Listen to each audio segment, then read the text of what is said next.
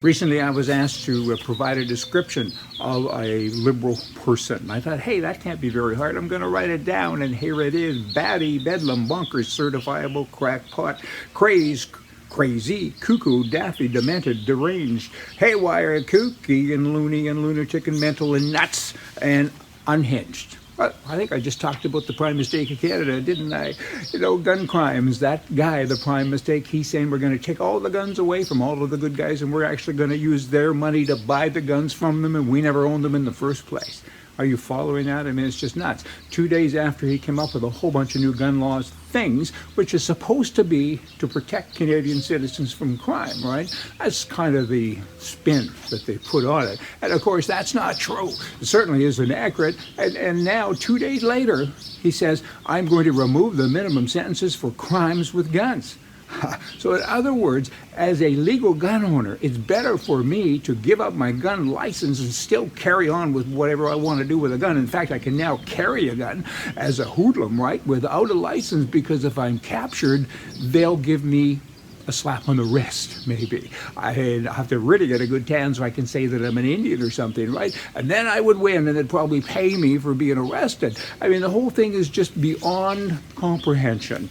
And I'm going to talk more about this in a few days, so do come back. It's going to be a really serious show about Western separation and how you have to get away from craziness. All of those words that I started the show with today, crazy, batty, nuts. You have to escape that if you can't fix it. And the gun sentences, you know what, if you have possession of a loaded gun, possession of a weapon obtained through crime, weapon trafficking, and so on, all of a sudden, you're subject. What a way to say it. You're subject to going free. Unbelievable. You know, and then this same guy says, oh, all of you Canadian citizens, if you're abroad and you come back, you have to stay in a hotel for 3 days and you have to pay for it. Thousands of dollars, because you have to have a security guard by your door that you again pay for to make sure you don't escape. However, we've now decided to bring in a whole bunch of refugees, and they're going to be in the same hotel as you, but you also get to pay for their stay. This unhinged, you need more words than those ones I use. You got to put some adjectives maybe in front of them, because you can't make this stuff up. It's impossible to make up. I mean, we're bringing, and by the way, if you want to get into culture, use color to describe culture. None of these people that are staying at the hotel are white. They're all from countries, they don't speak English very well. I mean, none of that is bad as a standalone, but they're refugees and they're coming in with COVID potential. A lot of these countries have more COVID than any other country. I don't know, you figure it out. I'm not trying to get racial here. What I'm telling you is back to that globalization. We hate white people. We, being the Liberal government of Canada, we hate them. We don't like them. We've never liked them. We want them to go away. Blah. And then you got, Trudeau went like this as well. You got transgenders now that are finishing in first and second places, usually first in races, because the poor girls, they can't compete with these guys. You got a 6'2" it that's running, and the Trudeaus of the world, they love this stuff because they all play for the other team, I think.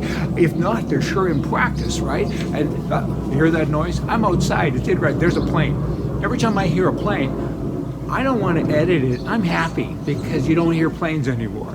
Plane travel is down 95%. There's even birds singing out here. Maybe they're singing because there's more birds. Planes aren't killing the birds anymore.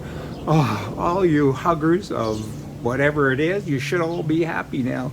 Life is good. Norway, they have the keeping up now. We're jumping around. We're having fun here, teaching me stuff.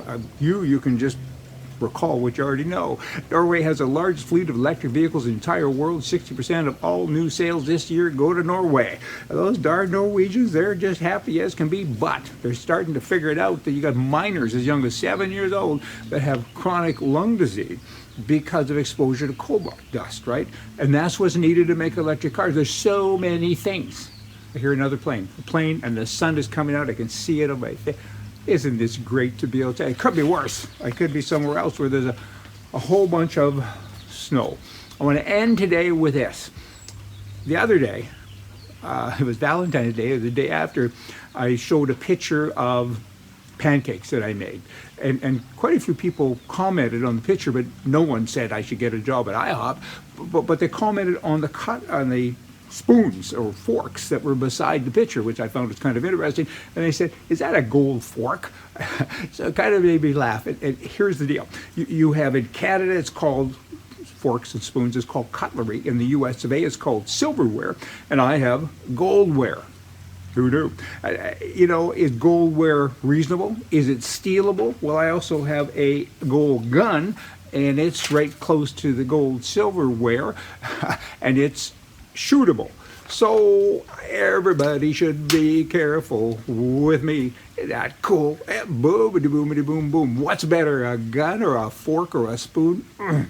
Just sharing. A lot of stuff here today. Planes and sunshine and guns and goldware. Oh, I'm exhausted. Hey, y'all come back tomorrow. We'll have news for you, some serious stuff. And I am getting ready for a really, really serious show that I'm going to ask each and every one of you to forward to your members of parliament. It's a Canadian content show.